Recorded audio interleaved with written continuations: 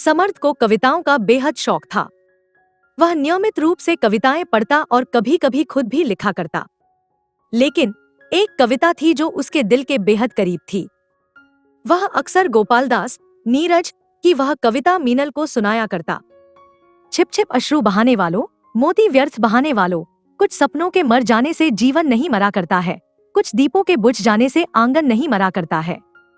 समर्थ के जीवन से विदा हो जाने के बाद यही कविता मीनल के जीवन का मंत्र बन गई।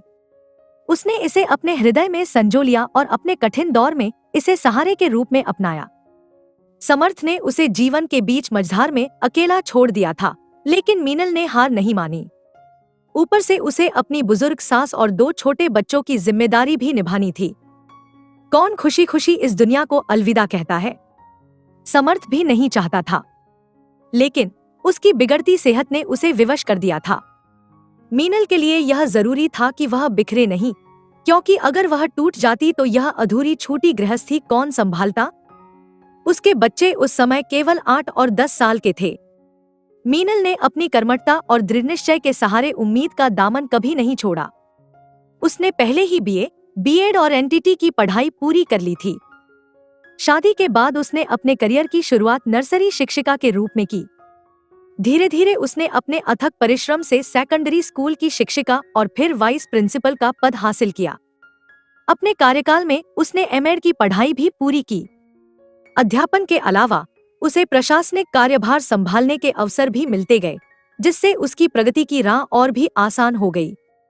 घर पर उसकी सास सुन्यना देवी ने बच्चों और गृहस्थी की जिम्मेदारियों को बखूबी संभाला। बच्चों की देखभाल में उन्हें कभी किसी कठिनाई का सामना नहीं करना पड़ा। सास और बहू की यह जोड़ी एक मिसाल बन गई। उनके आपसी सहयोग और समझदारी ने बच्चों को भी ऊंची सोच और जीवन में आगे बढ़ने की प्रेरणा दी। समय के साथ अनिका और विराट किशोरावस्था में पहुंच गए। अनिका 16 साल की हो गई थी और विराट 14 साल का। बच्चों ने अब अपनी जिम्मेदारियां खुद संभालना शुरू कर दिया था। दादी को भी काफी राहत मिल गई थी। परिवार में एकता और सहयोग का ऐसा वातावरण था कि अनिका और विराट में संवेदनशीलता और प्रेमपूर्ण भावों की कोई कमी नहीं थी। वे अपनी माँ और दादी दोनों का बेहद ख्याल रखते थे। एक दिन मीनल बच्चों के साथ म्यूजियम में एक एजुकेशनल ट्रिप पर गई थी। वहीं उसे अपने कॉलेज के पुराने सहपाठी आहाद से मुलाकात हुई। यह एक संयोग था और दोनों ने पुराने दिनों की यादें ताजा की।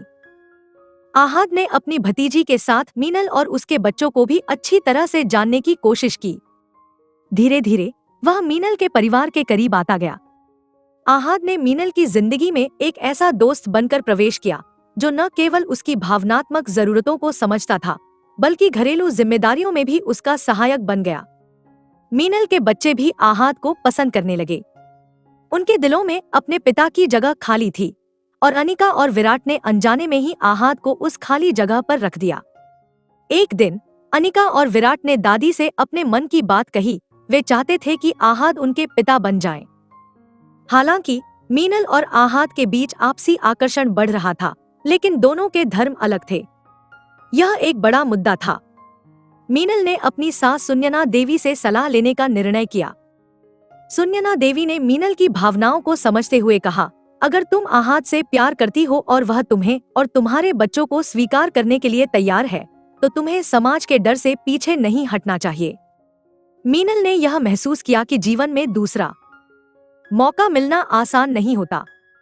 आखिरकार उसने आहाद के साथ अपने जीवन को नए सिरे से शुरू करने का निर्णय लिया। बच्चों की खुशी, सास का समर्थन और आहाद के स्नेह ने उसे यह निर्णय लेने में मदद की। मीनल और आहाद ने अपने जीवन को एक नई दिशा देने का निश्चय किया। उन्होंने परिवार के सभी सदस्यों की सहमति से शादी करने का निर्णय लिया। उनकी कहानी न केवल एक प्रेम कहानी बन गई, बल्कि यह साहस, सहयोग और सकारात्मकता का उदाहरण भी बन गई।